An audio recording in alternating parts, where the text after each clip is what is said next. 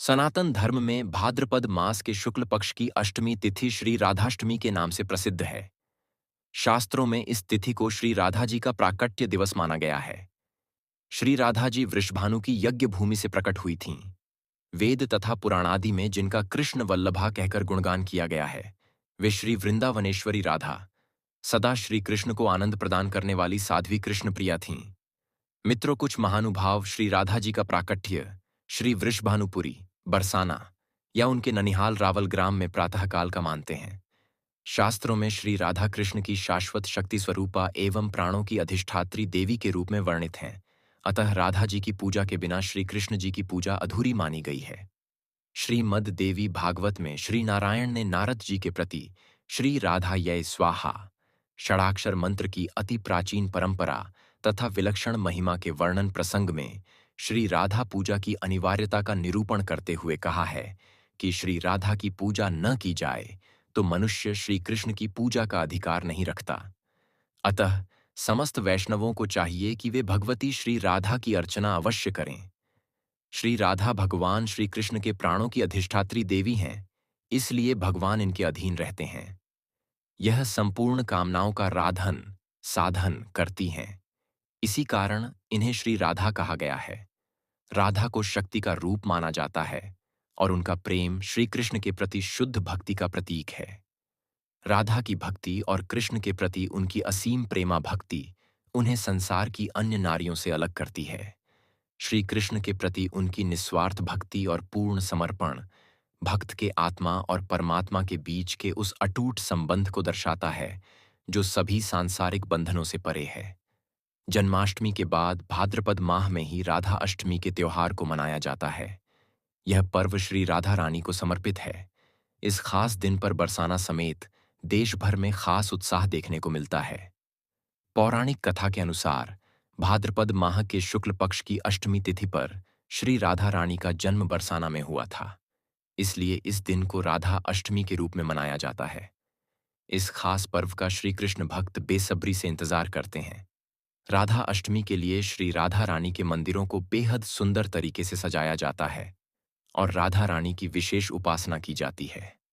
मित्रों, आप सबके लिए ये जानना भी जरूरी है कि राधा अष्टमी को मनाने का श्री समय या तिथि क्या है। पंचांग के अनुसार भाद्रपद माह के शुक्ल पक्ष की अष्टमी तिथि 10 सितंबर को रात 11:11 पर शुरू होगी। वहीं इसका समापन अगले दिन यानी 11 सितंबर को रात 11:46 पर होगा। ऐसे में राधा अष्टमी 11 सितंबर को मनाई जाएगी। इस दिन पूजा करने का शुभ मुहूर्त सुबह 11:03 से दोपहर 1:32 तक है। मान्यता है कि इस मुहूर्त में पूजा करने से दोगुना फल प्राप्त होगा। जैसे भगवान श्री कृष्ण को समर्पित जन्माष्टमी का व्रत किया जाता है, ठीक वैसे ही राधा अष्टमी का व्रत किया जाता है। मान्यता है कि इस दिन राधा रानी की सच्चे मन से पूजा करने से वैवाहिक जीवन में खुशियों का आगमन होता है और पति पत्नी के रिश्ते में मजबूती आती है। इसके अलावा व्यक्ति को धन, ऐश्वर्य, आयु एवं सौभाग्य का आशीर्वाद प्राप्त होता है।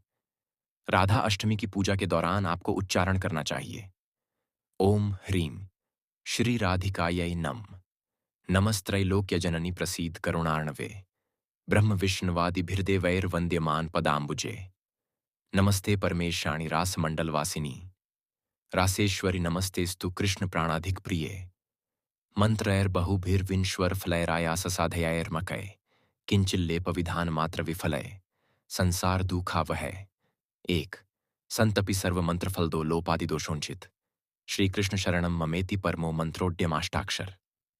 आइए अब मैं आपको राधा अष्टमी की कथा और उसके बारे में बीटाता हूँ। श्री कृष्ण भक्ति के अवतार देवर्षि नारद ने एक बार भगवान सदाशिव के श्री चरणों में प्रणाम करके पूछा, हे महाभाग, मैं आपका दास हूं। बतलाइए, श्री राधा देवी लक्ष्मी हैं या देवपत्नी, महालक्ष्मी हैं या सरस्वती हैं? क्या वे अंतरंग विद्या हैं या वैष्णवी प्रकृति हैं? कहिए, वे वेद कन्या हैं, देव कन्या हैं अथवा मुनि कन्या हैं? श्री सदाशिव बोले, हे मुनिवर, अन्य किसी लक्ष्मी की बात क्या कहें? कोटि कोटि महालक्ष्मी उनके चरण कमल की शोभा के सामने तुच्छ कही जाती हैं। हे नारद जी, एक मुंह से मैं अधिक क्या कहूं? मैं तो श्री राधा के रूप, लावण्य और गुण आदि का वर्णन करने में अपने को असमर्थ पाता हूँ। उनके रूप आदि की महिमा कहने में भी लज्जित हो रहा हूँ। तीनों लोकों में कोई भी ऐसा समर्थ नहीं है जो उनके रूपादि का वर्णन करके पार पा सके। उनकी रूप माधुरी जगत को मोहने वाले श्री कृष्ण को भी मोहित करने वाली है। यदि अनंत मुख से चाहूं तो भी उनका वर्णन करने की मुझमें क्षमता नहीं है। नारद जी बोले, हे प्रभो, श्री राधिका जी के जन्म का माहात्म्य सब प्रकार से श्रेष्ठ है। हे भक्तवत्सल, उसको मैं सुनना चाहता हूं। हे महाभाग, सब व्रतों में श्रेष्ठ व्रत श्री राधाष्टमी के विषय में मुझको सुनाइए। श्री राधा जी का ध्यान कैसे किया जाता है? उनकी पूजा अथवा स्तुति किस प्रकार होती है? यह सब मुझसे कहिए। हे सदाशिव, उनकी चर्या, पूजा विधान तथा अर्चन विशेष सब कुछ मैं सुनना चाहता हूं। आप बतलाने की कृपा करें। शिवजी बोले, वृषभानुपुरी के राजा वृषभानु महान उदार थे। वे महान कुल में उत्पन्न हुए तथा सब शास्त्रों के ज्ञाता थे। अणिमा, महिमा आदि 8 प्रकार की सिद्धियों से युक्त श्रीमान, धनी और उदार चेतता थे। वे संयमी, कुलीन, सद्विचार से युक्त तथा श्री कृष्ण के आराधक थे। उनकी भार्या श्रीमती श्री कीर्तिदा थीं। वे रूप यौवन से संपन्न थीं और महान राजकुल में उत्पन्न हुई थीं।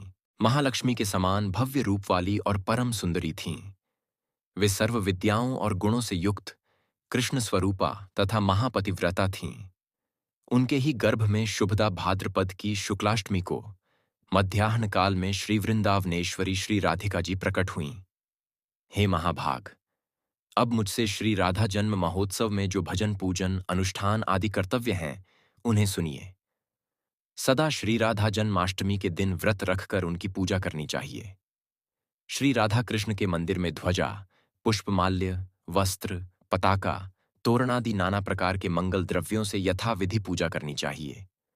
स्तुतिपूर्वक सुवासित गंध, पुष्प, धूपादि से सुगंधित करके उस मंदिर के बीच में 5 रंग के चूर्ण से मंडप बनाकर उसके भीतर षोडश दल के आकार का कमल यंत्र बनाएं।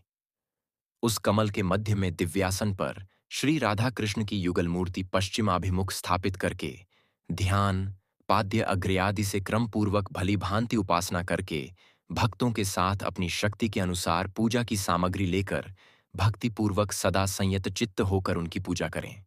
मित्रों, आपने श्री राधा और श्री कृष्ण अलौकिक प्रेम कथा के बारे में बहुत सी कथाएं सुनी हैं। आज मैं भी आपको एक कथा के बारे में बीटाता हूँ। राधा और कृष्ण का प्रेम भक्ति और आत्मीयता का आदर्श है। यह प्रेम सांसारिक प्रेम की तरह नहीं है, बल्कि आत्मा और परमात्मा के बीच का शुद्धतम प्रेम है। राधा का श्री कृष्ण के प्रति प्रेम निःस्वार्थ, अटूट और समर्पण से भरा हुआ था। उनके प्रेम को सांसारिक प्रेम से परे मानते हुए भक्ति योग का सर्वोच्च स्वरूप माना जाता है, जिसमें भक्त भगवान के प्रति समर्पित होकर उनसे केवल कृपा की आकांक्षा रखता है। राधा और श्री कृष्ण का प्रेम सामाजिक मर्यादाओं और सांसारिक सीमाओं से परे था। ऐसा माना जाता है कि राधा का विवाह किसी अन्य व्यक्ति से हुआ था, लेकिन उनके हृदय और आत्मा में सदा श्री कृष्ण का वास था। यह प्रेम आत्मा और परमात्मा के शाश्वत बंधन का प्रतीक है, जहां बाहरी परिस्थितियां कोई मायने नहीं रखती। वृंदावन की पवित्र भूमि पर राधा और कृष्ण का प्रेम अपनी चरम सीमा पर पहुंचा। उनके लीलाओं, विशेषकर रास लीला का वर्णन कई ग्रंथों में मिलता है, जैसे कि भागवत पुराण और गीता गोविंद। रासलीला में श्री कृष्ण गोपियों के साथ यमुना नदी के तट पर चांदनी रात में नृत्य करते थे। यह रासलीला दिव्य प्रेम और आनंद की अभिव्यक्ति मानी जाती है। जहां कृष्ण ने प्रत्येक गोपी के साथ नृत्य किया, फिर भी उनके हृदय में केवल राधा का स्थान था। श्री राधा माधव युगल का ध्यान हेमेंदी व्रकांति मंजुलतरम श्रीमज्जगन्मोहनम नित्याभिर्ललिता दिभिः परिवृतम सन्नील पीतांबरम नानाभूषण भूषणांग मधुरम कैशोर रूपम युगंगांधर्वा जनमव्ययम सुललितम नित्यम शरण्यम भजे।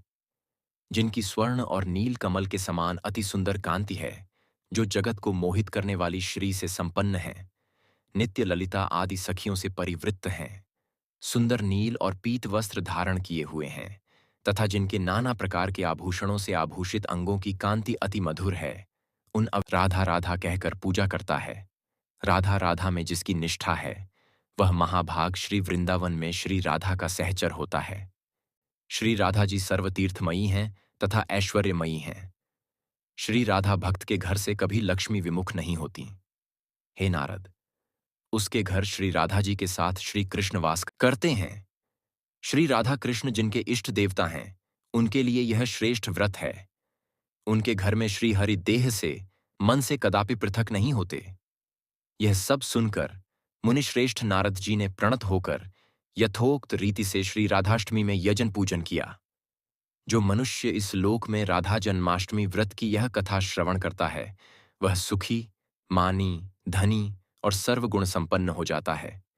कृष्ण भक्त वैष्णव सर्वदा अनन्य शरण होकर जब श्री राधा की भक्ति प्राप्त करता है तो सुखी, विवेकी और निष्काम हो जाता है। अन्य व्रतों की भांति इस दिन भी प्रातः उठकर स्नानादि क्रियाओं से निवृत्त होकर श्री राधा जी का विधिवत पूजन करना चाहिए। इस पूजन हेतु मध्याह्न का समय उपयुक्त माना गया है। श्री राधा रानी के विशेष वंदना श्लोक मात मेरी श्री राधिका पिता मेरे घनश्याम, इन दोनों के चरणों में प्रणवों बारंबार। राधे मेरी स्वामिनी मैं राधे कौदास, जन्म जन्म मोहि दीजियो वृंदावन के वास।